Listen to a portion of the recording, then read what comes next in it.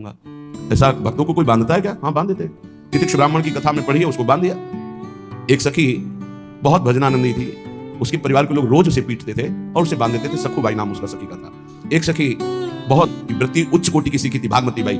उनके पति ही उनके ऊपर सैया लगाकर नवीन रानी के साथ बैठते हुए सब पिटाई करते, इतना कष्ट देते, पर वो उच्च कोटि की ऐसी महान वक्ता, परम सिद्ध बरसाने के जो वास करने वाले अपने नागरीदास जी थे, हरिवंश महाप्रभु के शरणागत, उनके सत्संग से ऐसी उच्च कोटि की दशा प्राप्त, उसे कोई फर्क नहीं पड़ा। उसके कष्ट देने के लिए उसे ही सोचना, वो देख रहा है, मेरा स्वामी देख रहा है, वो देखते हुए मौन है ना, वो चाह रहा है ना, तो तेरा किया मीठा लगे। बस बात समझ लो। इतना तो बहुत। मिट्टी जब कुम्हार को अर्पित हो जाती है तो पीट पीट कर एक छोटा राई भर भी दाना नहीं रहने देता, क्योंकि राई भर भी अगर दाना रहा वहीं से मटकी फूट जाएगी, राई भर भी अहंकार रहा वहीं से भक्ति रस निकल जाएगा। पीट पीट के चैन में हाथों से मल कर अपने अनुसार बनाया, फिर चाक पे चढ़ाया, जो चाहा आकार दिया, सूर्य के ताप में तपाया, फिर उसको दहकते हुए आवे के बीच में रख के पकाया, फिर उसमें रही। हम जब संत महापुरुषों को श्री भगवान को समर्पित होते हैं तो ये एक सूरवीर योद्धा की तरह, जैसे उसके अंग घाव से युक्त होते हैं, वो कदम पीछे नहीं आगे ही बढ़ाता है, ऐसे भजनानंदी चाहिए। कहा जाए, पतित कहा जाए, गाली दिया जाए, मुझे मारा जाए, बांध लिया जाए, तो भी मैं भगवान पर दोषारोपण नहीं करूंगा। मैं यही निश्चय करूंगा, प्रभु मेरे देख रहे हैं, जोई जोई प्यारो करे सोई मोहि भावे, उनका विधान परम मंगलमय है।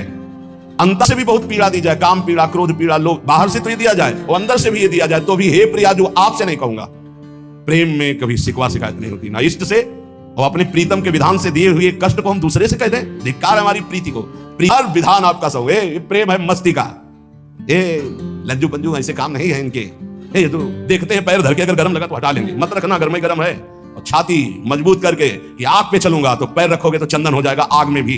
पूरे जीवन की बात कह रहा हूं, पूरे जीवन की। सोचो उस समय जब 13 वर्ष की अवस्था है और घर से निकले थे, कोई साथी नहीं है, कोई समझाने वाला नहीं, और आज इतना जीवन हो गया, इसी यार के सहारे हुआ है। इसी यार, ना 1 रुपया कभी था, न रहा है, न रहेगा। प्रेमानंद का 1 रुपया नहीं, प्रेमानंद की एक वस्तु नहीं, ना रहा ना रहेगा। हाँ, प्रेमानंद की सब वस्तुएं हैं, ना होते हुए भी पूरा विश्व मेरा।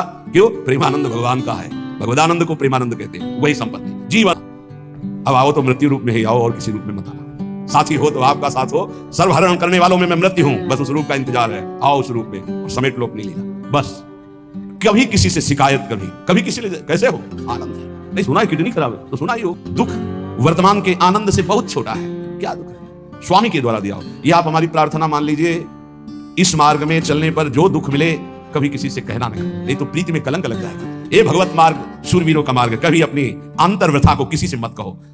जीवन में अगर कोई हमें कष्ट दे रहा है तो हमारा कर्म है, ना कि कोई व्यक्ति। ये बिल्कुल सिद्धांत तक चर्चा समझ लो।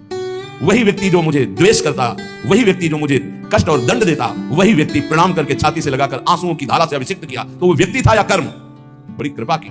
व्यक्ति कभी कष्ट नहीं देता, मेरा कर्म उसके ऊपर सवार होकर मुझे दंड देता, इसलिए मैं किससे कहूं?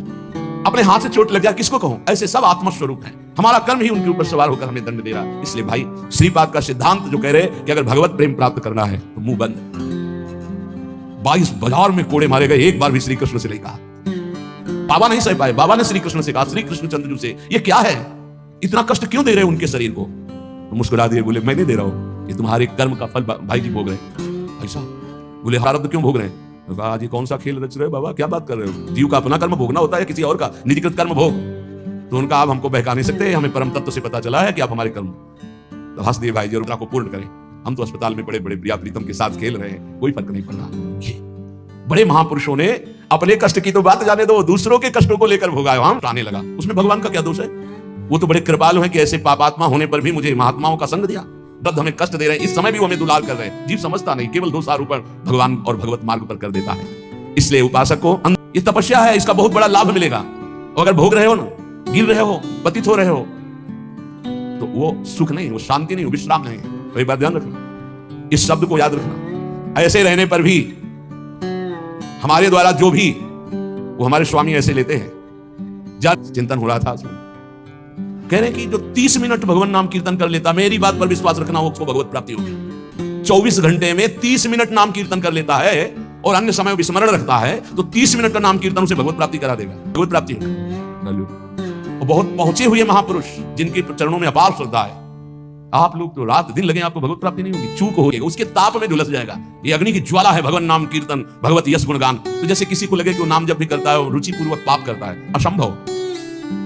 नाम जापक रुचि पूर्वक पाप कर ही नहीं सकता, उसका हृदय जलेगा। पक्का आप जब करके देख लीजिए, आप जब कीजिए ना, नहीं नहीं नहीं, तो एक दिन वो नहीं सिद्ध हो जाएगा और आप निर्विकार हो जाएंगे। इसलिए अंश आ रहा है, कभी काम आ रहा है, कभी क्रोध आ रहा है, कभी लोभ आ रहा है, कभी मोह आ रहा है, ये आता रहेगा जब तक भगवत साक्षात्कार नहीं होगा। ऐसा मत समझो कि 2-4 महीने जब करेंगे तो हम सिद्ध हो जाएंगे, ये आता रहेगा, ये बहुत नहीं आएगा, माला जपते समय ही आएगा।